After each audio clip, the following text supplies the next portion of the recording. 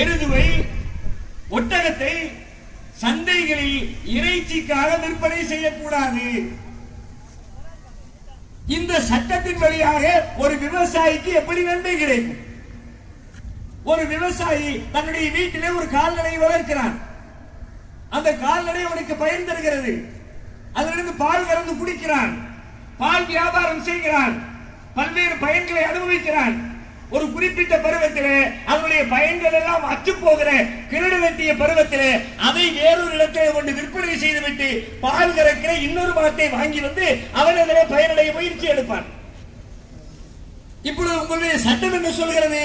சந்தையிலே இறைச்சிக்காக இந்த மாடுகளை கொண்டு போய் விற்பனை செய்யாது. அப்ப எவன் அந்த மாட்டுக்கு தீனி போடுவான்? அந்த விவசாயியால் போட முடியுமா? கொஞ்சம் அறிவோடு சிந்தித்து பாருங்கள். அந்த விவசாயியுடைய நிலைமை என்ன? ஏற்கனவே அவருடைய வாங்கிய கடனை அடைப்பதற்கு வழி இல்லாமல் இருக்கிறான். அடுத்து விதை விதைப்பதற்கு விதை நெல் இல்லாமல் அமர்ந்திருக்கிறான். பருவம் கடந்து செல்கிறது, பயிர் செய்வதற்கு தண்ணீர் இல்லாமல் அமர்ந்திருக்கிறான்.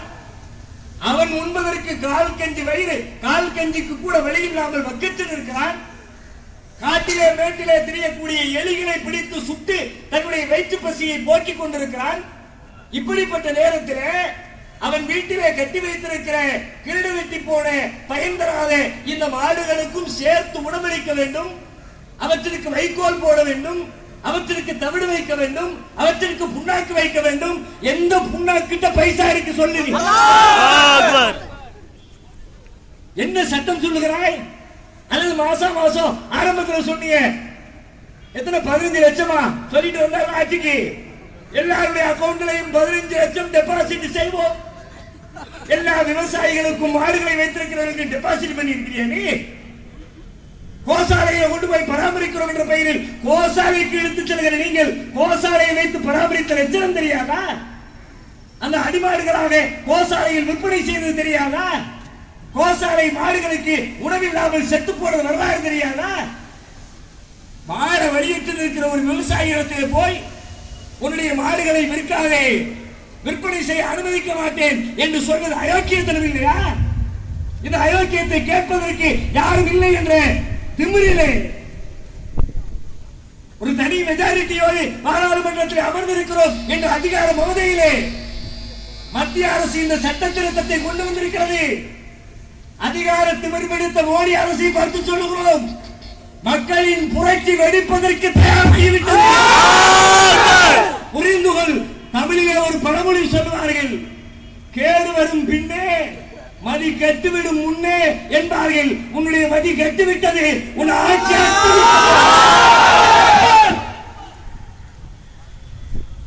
விவசாயிகளின் நன்மையாம், விவசாயிகளுடைய நண்பர்களாம். எத்தனை கொடுமையான வாதம் என்பதை யோசித்து பாருங்கள். விவசாயிகள் மீது அக்கறை செலுத்துகிறவர்களாக இருந்தால் விவசாயிகளுடைய கடனை தள்ளுபடி செய்யும்.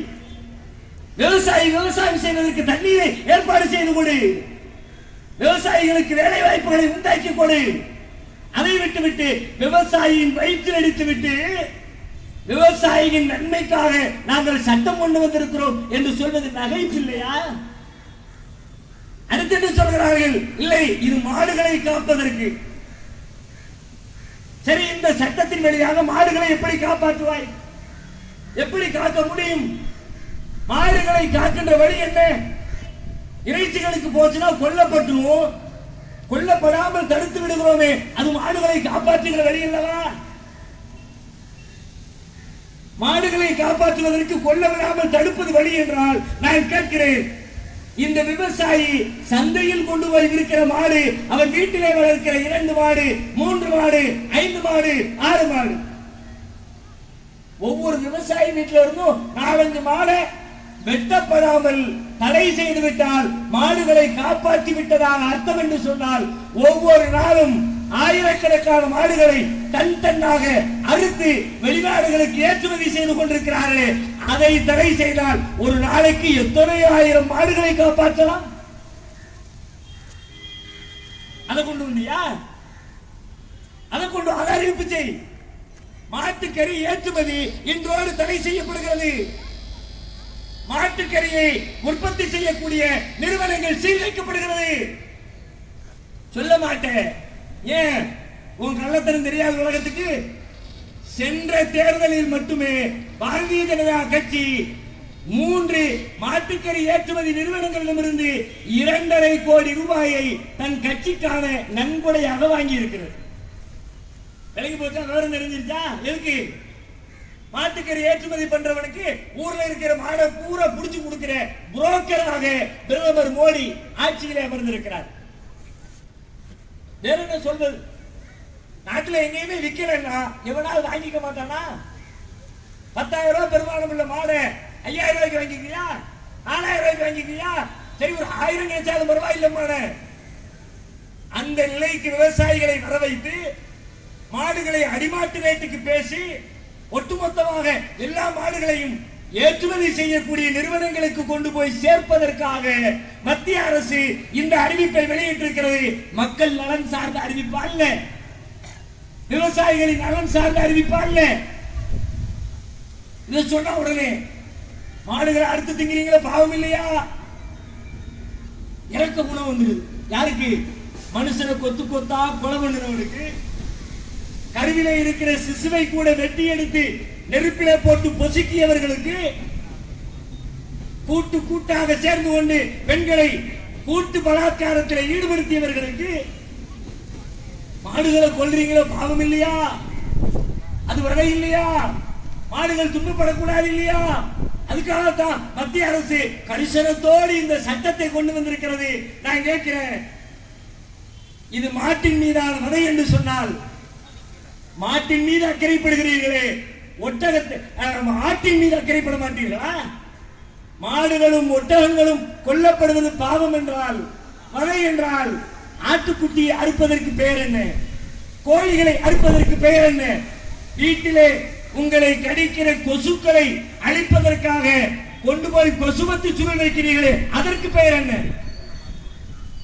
ஒரு நாளைக்கு எத்தனை ஆயிரம் ஆடு இருக்கலாம், எத்தனை ஆயிரம் கோழி இருக்கலாம், அதெல்லாம் கண்ணுக்கு தெரியல. மாடு, காளை, எருது, ஒட்டகம், என்ன சொல்ல வருகிறீர்கள்? இது மாட்டின் மீது அக்கறையா? மாடு வதை செய்யப்படுகிறது என்ற வருத்தமா? இன்னும் சொல்ல போனால், மாடு வதைக்கப்படுவதை பார்த்து உங்களால் தாங்க முடியலன்னு கொதிக்கிறீங்களே, அது நிஜமாக இருந்தால் ஒரு மாட்டிலே கறக்க சுரக்கிற பால் எதற்கு சுரக்கிறது? நீ நல்ல வக்கனையா பாலை சுட வச்சு குடிக்கிறதுக்கா? அந்த பாலை தயிராக்கி திங்கிறதுக்கா? அந்த தயிரை கழிஞ்சு நெய் எடுத்து நெய் ஊத்தி பருப்பு போட்டு பிணைஞ்சு பிணைஞ்சு திங்கிறதுக்கா? நாக்கில எச்சில் ஊடுற மாதிரி பால்கோவாவை நமக்கு நமக்கு முழுங்குறதுக்கா? அடே, உனக்காக பால் சுரக்குது. அந்த தாய் அந்த மாட்டினுடைய வயிற்றிலே சுமந்து வச்செடுத்த கன்று குட்டிக்காக பால் சுரக்கிறது. பச்சை புள்ள கையில வச்சிருக்கிற பால் டப்பாவை புடுங்கி குடிக்கிற அயோக்கிய பை மாதிரி. அயோக்கிய என்ற வார்த்தை கூட பொருத்தம் கிடையாது, பிச்சைக்கார பை மாதிரி. இதை சொன்னால் பிச்சைக்காரர்கள் கூட கோபப்பட்டு விடுவார்கள். எங்களை இழிவுபடுத்துவது எப்படி? கன்று குட்டிக்காக சுரக்கிற பாலை போய் தண்ணியை ஊத்தி எண்ணெயை போட்டு லாபகமா கறந்து லிட்டர் கணக்கில் ஊத்தி வியாபாரம் பார்த்துக்கிட்டு மாடு வதை பற்றி பேசுகிறீர்களா?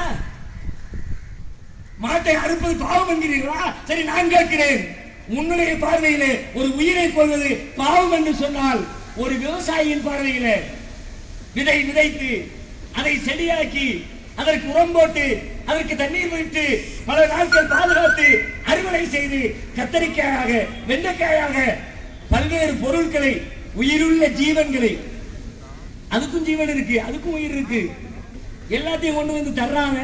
அதை மட்டும் வீட்டுல கூட்டம் கூட்டமா உட்கார்ந்து கத்தரிக்காக கொலை பண்ணுறிய, மாட்டை கொலை பண்றோமா, ஒட்டகத்தை கொலை பண்றோமா, அப்ப வெண்டைக்காவை கொலை பண்றிய, புடவைக்காய கொலை பண்றிய.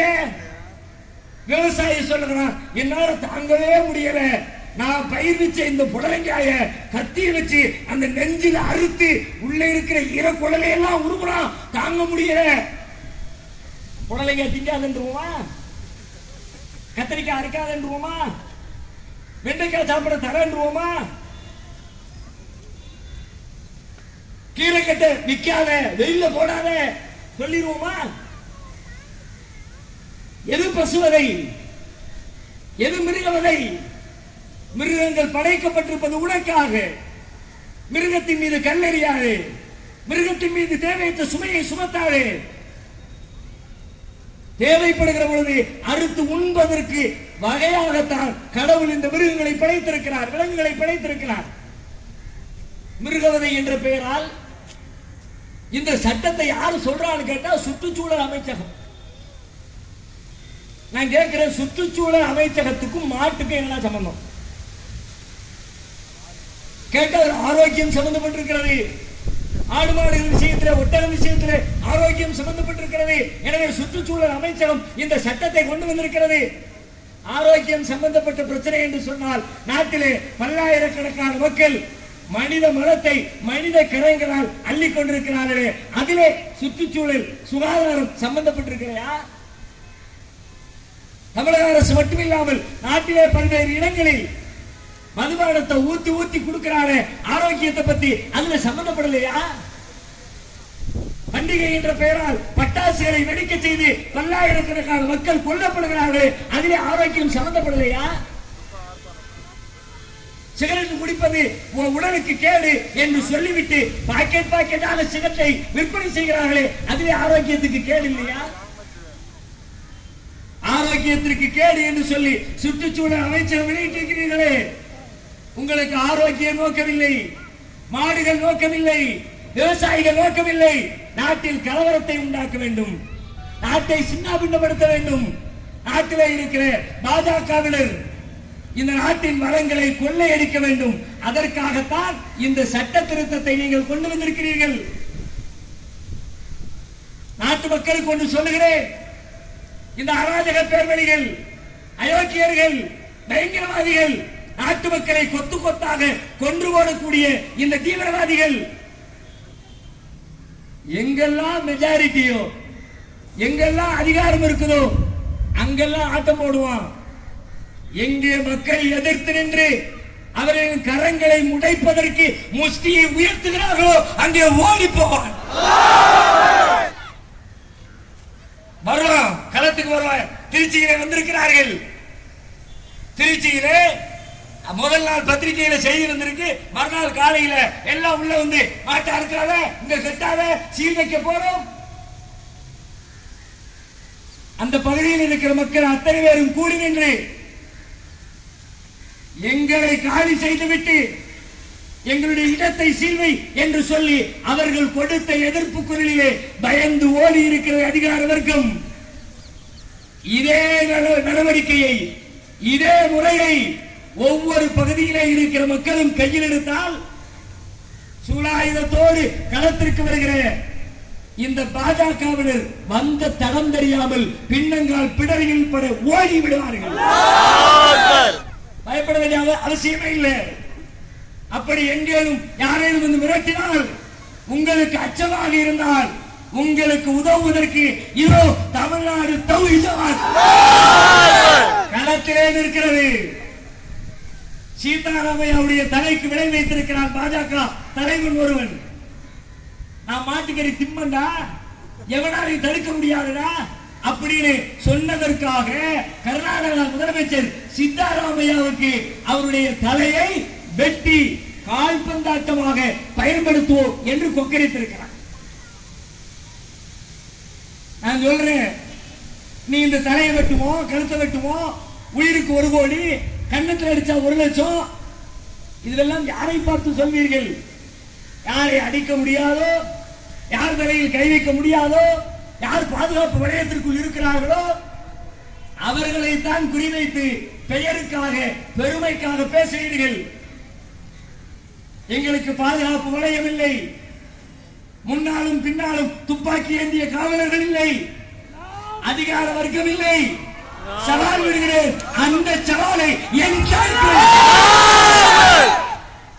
உன்னை நான் களத்துல சந்திக்கணும்னு ஆசைப்படுறா, வெறும் மேடையில் சந்திக்கிற வெற்றி பேச்சாக இல்லாமல் நேருக்கு நேராக நெஞ்சு நிமிர்த்தி களத்திலே உன்னை உன்னுடைய அதிகார பலத்தால் என்னை நீ கொன்று போட்டாலும் உன்னுடைய கூட்டத்திலே 10 பேரை வெண்டைக்காவும் புடலைக்காவும் திங்கிற உனக்கே அவ்வளவு தில்லு இருந்துச்சுன்னா மாட்டுக்கறி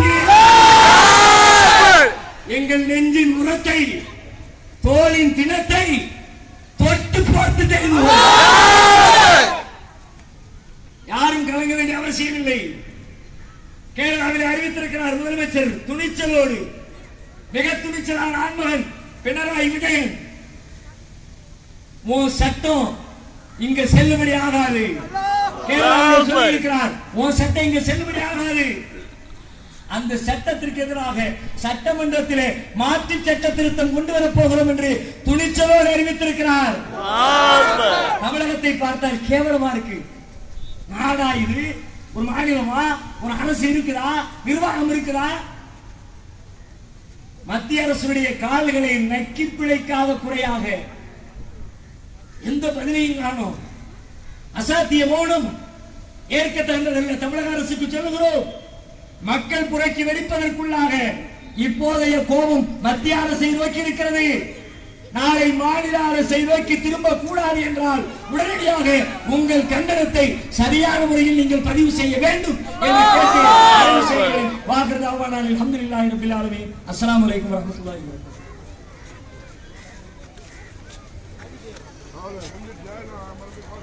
அஸ்ஸலாமு அலைக்கும் வரஹ்மத்துல்லாஹி வபரகாத்துஹு. ஆர்ப்பாட்டத்திலே கலந்து கொண்ட அனைத்து சகோதர சகோதரிகளுக்கும் நன்றியினை தெரிவித்துக் கொள்கின்றோம். துஆ செய்துவிட்டு கலந்து சொல்லுவோம். சுப்ஹானக்கல்லாஹும்ம